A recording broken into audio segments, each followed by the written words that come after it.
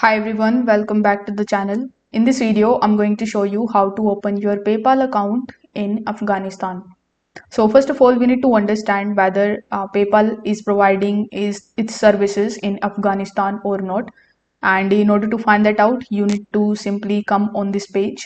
I will put the link of it down in the description as well so that you will be landed on this page.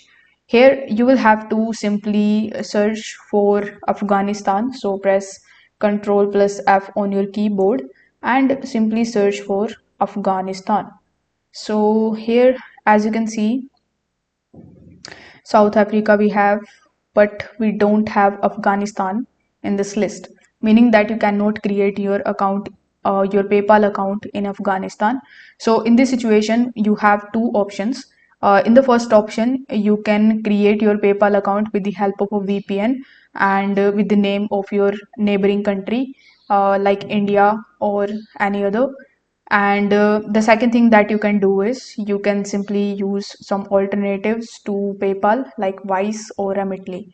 If this video helped you out, give it a like and subscribe to the channel. Thank you so much for watching.